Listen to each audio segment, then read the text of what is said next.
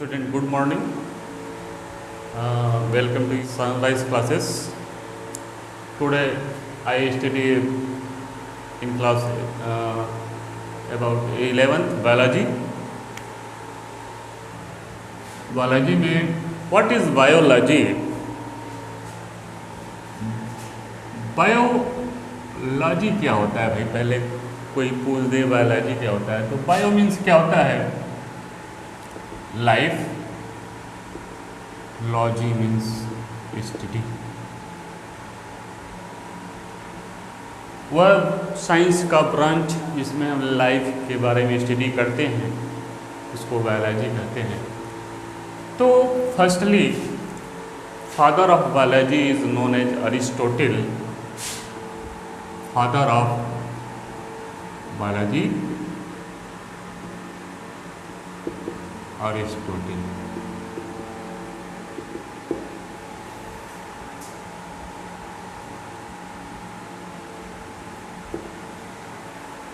Biology के दो branch हो जाते हैं बाद में आगे चल के। जूलॉजी जिसमें एनिमल का स्टडी करते हैं, बॉटनी जिसमें प्लांट्स के बारे में अध्ययन करते हैं। तो फादर ऑफ जूलॉजी हो गए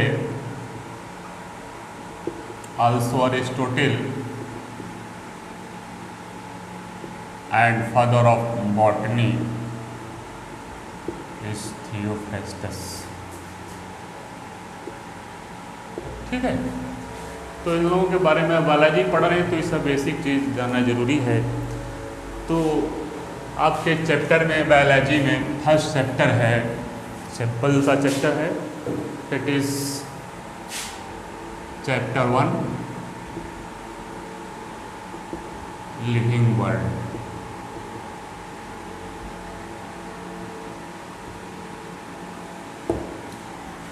लिविंग मतलब जीवित दुनिया। इसमें फर्स्ट टॉपिक है व्हाट इज लिविंग। लिविंग क्या होते हैं भाई, या लाइफ क्या होती है? इसमें लाइफ होती है वह लिविंग है। तो लाइफ क्या होती है? Life is unique complex organization of molecules and cell।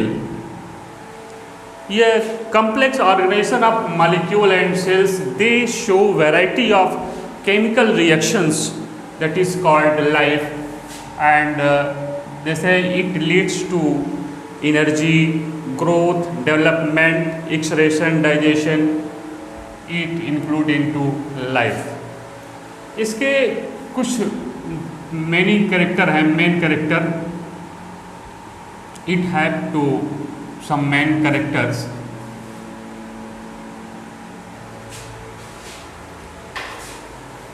First protoplasm.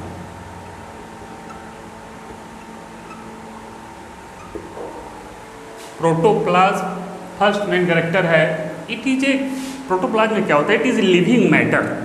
यही जीवित पदार्थ होता है। जिनमें प्रोटोप्लाज्म है वह लिविंग थिंग्स है। प्रोटोप्लाज्म कैसा होता है? It is semi solid viscous jelly like organic substance जो कि हेल्प करता है प्रॉपर्टीज और फंक्शंस में हेल्प करता है। यह सारे लिविंग ऑर्गेनिज्म के कंपोनेंट्स में उपस्थित होता है। सेकेंड, ये इसलिए इसको हम क्या कहते हैं? It is a defined basic character of the living organisms. Second, organisation.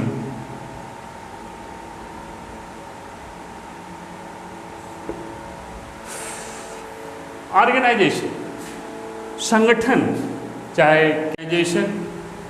Organisation means संगठन होता है। जैसे कोई केमिकल का ऑर्गेनाइजेशन होकर के बड़े मालिक्यूल बनना, बड़े मालिक्यूल से और उससे बड़ा मालिक्यूल, लार्जर से और इंडिविजुअल्स का बनना, यह ऑर्गेनाइजेशन होता है। जैसे फॉर एग्जांपल, जैसे biomolecule organized to form cell organelles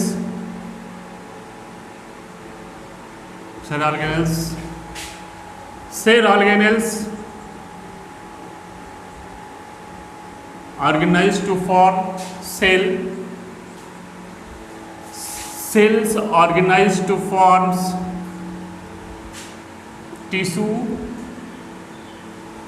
tissues organized to form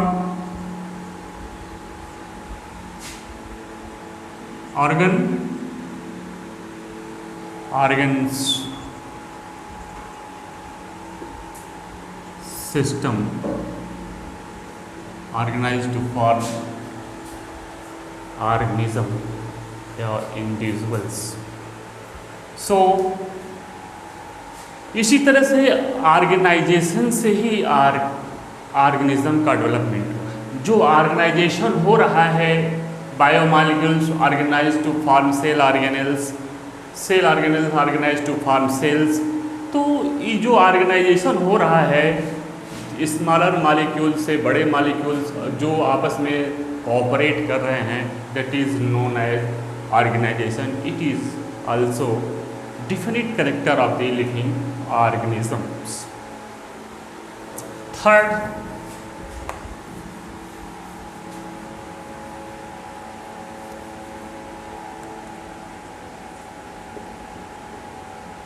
होमियोस्टैटिस। Homeostasis क्या है? It is a main character of the living organisms. It include its habits, so internal maintain of the environmental temperature. Body के अंदर जो हमारा temperature है उसको maintain करना despite change of external environment. External environment के चेंज होने के बावजूद हमारे बॉडी का टेम्परेचर सेम रहता है ना। तो यह कौन मेंटेन कर रहा है? यह होमियोस्टैटिस में होता है और लिविंग थिंग्स में होगा और नॉन लिविंग थिंग्स में यह नहीं होगा। तो हमारे अंदर कैपेबिलिटी होती है, लिविंग थिंग्स के अंदर कैपेबिलिटी होती है बॉडी के अंदर इन्वायरमेंटल मेंटेन करना, फेवरेबल टेम्परेचर मेंटेन करने की क्षमता होती है। जैसे हम ज़्यादा गर्मी पड़ने लगेगी तो हम उसको टेम्परेचर को कैसे मेंटेन करेंगे? पसीना बहा करके ठंडा कर लेते हैं बॉडी को। ठंडा लग रहा है तो अब कभी करके बॉडी को मेंटेन कर लेते हैं। ये सब लिविंग थिंग्स में होता है। Next, growth.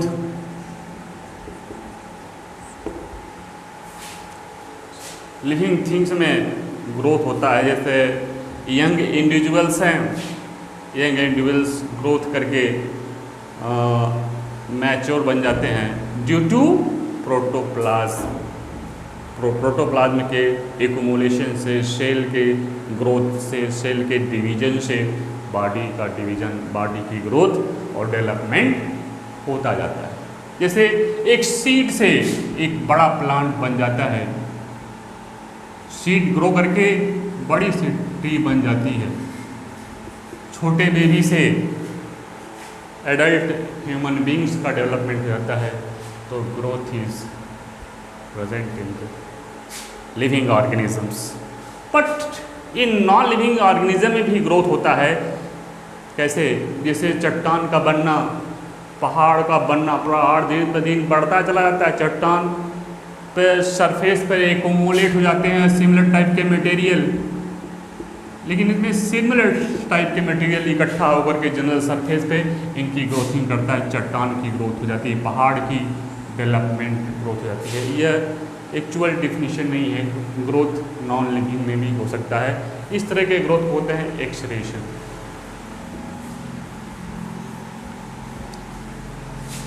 पांचवा, रिप्रोडक्शन।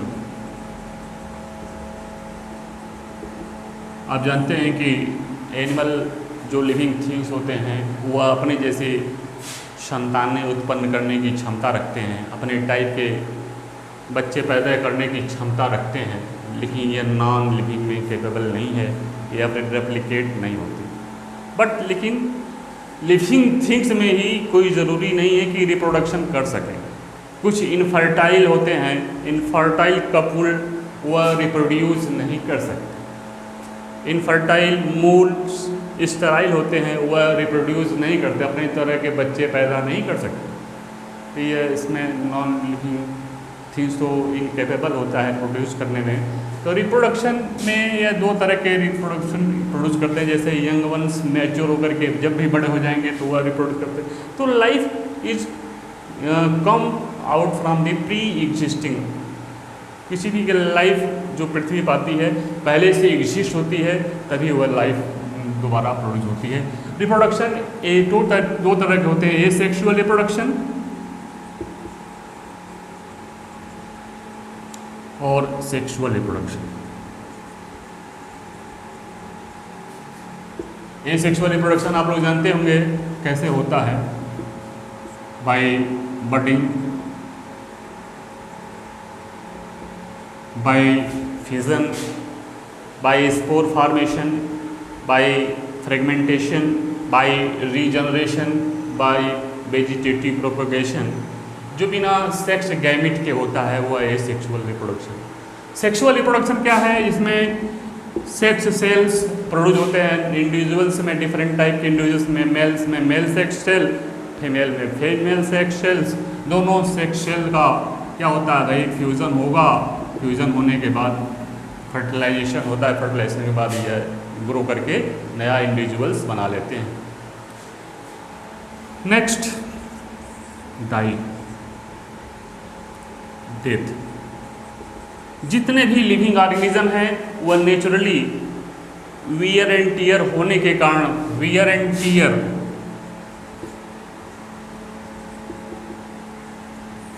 आज नेचुरली रूप से उनकी डेथ हो जाती है। उनकी एक निश्चित लाइफ स्पान होती है, तो वह लाइफ स्पान मैच्योर करने पर वह नेचुरली डेथ हो जाती है। 7, मूवमेंट। दो तरह के मूवमेंट होते हैं, एक तो पार्ट का मूवमेंट होता है या पूरी बॉडी का मूवमेंट होता है। सेकंड, मूवमेंट ऑफ पार्ट या second movement of whole body parts. तो मूवमेंट पार्ट में केवल एनिमल का होता है, पार्ट मूवमेंट एनिमल में होता है, और दोनों तरह का मूवमेंट एनिमल में शो करता है। केवल प्लांट में मूवमेंट पार्ट का मूवमेंट होता है। जैसे हम लोकोमोट कर लेते हैं यहाँ से वहाँ तक, पूरी बॉडी का मूवमेंट हो गया, पार्ट का हाथ पैर हिलाना यह पार्ट का मूवमेंट हो गया। लेकिन प्लांट तो फिक्स है एक जगह, वो लोकोमोशन नहीं कर सकता है, इसमें लोकोमोशन नहीं, केवल मूवमेंट ऑफ पार्ट होता है। जैसे plant closing and opening of the stomata, coiling of the tendon, जैसे कोई प्लांट में टेंडन निकला होता है वह क्वाइल कर लेता है, लपेट लेता है सपोर्ट को, तो इस तरह से मूवमेंट होता है। Next, metabolism.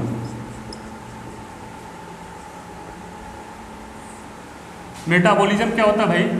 जो भी केमिकल रिएक्शंस बॉडी में होते हैं, इस मालिक्यूल से बड़े मालिक्यूल बनना, बड़े से छोटे मालिक्यूल बनना, दैट इज मेटाबॉलिज्म। हमारे बॉडी में दो तरह के मेटाबॉलिज्म होते हैं, कौन कौन से? कैटाबॉलिक मेटाबॉलिज्म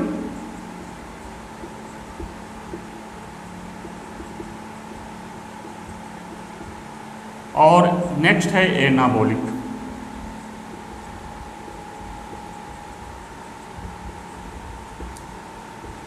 कैटाबॉलिक मेटाबॉलिज्म में क्या होता है? ये क्या होता है? डिस्ट्रक्टिव टाइप का मेटाबॉलिज्म। यह कोई चीज़ को बिगाड़ने का काम करता है, जो चीज़ बना है उसको ब्रेक डाउन करेगा, जो भी कम्प्लेक्स सब्सटेंस बने हुए हैं बड़े से, उसको तोड़ करके छोटे छोटे पार्ट में कन्वर्ट करता है।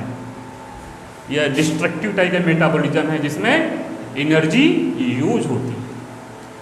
एनाबॉलिक मेटाबॉलिज्म क्या है? ये छोटे छोटे सिंपल पदार्थ से लेकर के क्या बनाता है? बड़ा मॉलिक्यूल बनाता है, कॉम्प्लेक्स। यह कंस्ट्रक्टिव मेटाबॉलिज्म, कंस्ट्रक्टिव टाइप का मैकेनिज्म है। इसमें कोई चीज़ का कंस्ट्रक्शन होता है, बनता है। जैसे फोटोसिंथेसिस हुआ, इनऑर्गेनिक कंपाउंड छोटा वाटर लेकर के, कार्बन डाइऑक्साइड लेकर के एक ग्लूकोज बनाना। तो इस तरह से इसमें क्या होता है? एनर्जी हमको प्राप्त होती है, इसमें एनर्जी लॉस होती है। नेक्स्ट दो टॉपिक और है, इसमें दो है character. 9th, irritability and consciousness. सभी ऑर्गेनिज्म में कॉन्शियस कॉन्शियसनेस होती, चेतना होती है। इन्वायरमेंट का स्टिमुली कोई आता है तो उस पर हम रिस्पांस देते हैं। गर्म पड़ रही है तो धूप से छाया में चले जाएंगे, ठंडी पड़ रही है तो धूप में चले जाते हैं। तो हर ऑर्गेनिज्म, लिविंग ऑर्गेनिज्म में यह होता है, नॉन लिविंग में ये इस तरह से नहीं होता।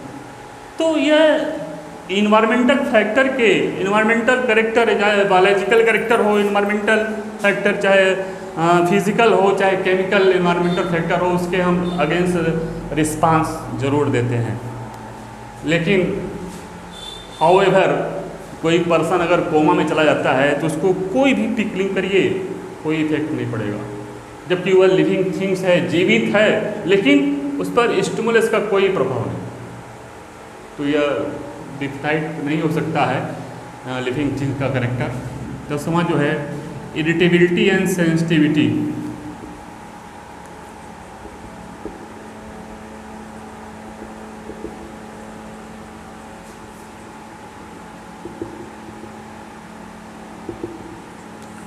हर ऑर्गेनिज्म में, चाहे प्रोकैरियोट से लेकर के यूकैरियोट्स, मल्टी सेलुलर एनिमल तक, सब में क्या होती है, सेंसिटिविटी है, सेंस ऑर्गन होती है, जो कि नर्वस सिस्टम इसमें होने के कारण तुरंत वह रिस्पांस, एनिमल सारे तुरंत रिस्पांस करते हैं। कोई भी सुई चुभाइए तुरंत हाथ हटाना, कोई भी बर्निंग हो या तुरंत उसको रिस्पांस, क्विकली रिस्पांस करते हैं। लेकिन प्लांट में यह रिस्पांस क्या होता है, स्लोली होता है।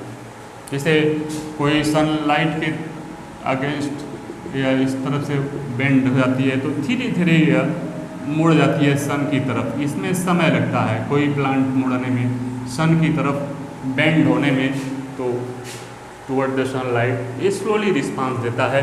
लेकिन कुछ प्लांट में सेंसिटिव जो प्लांट होते हैं, जैसे छुई मुई, मिमोसा पोडिका, लाजवंती, ये सब तुरंत छूने से वह सिकुड़ जाते हैं, जिसके कारण से ये इसमें जो सेंसिटिविटी के कारण यह रिस्पांस बन देते हैं। दैट इज़, अब हम नेक्स्ट पार्ट में नेक्स्ट पार्ट पढ़ेंगे इसका, ठीक है।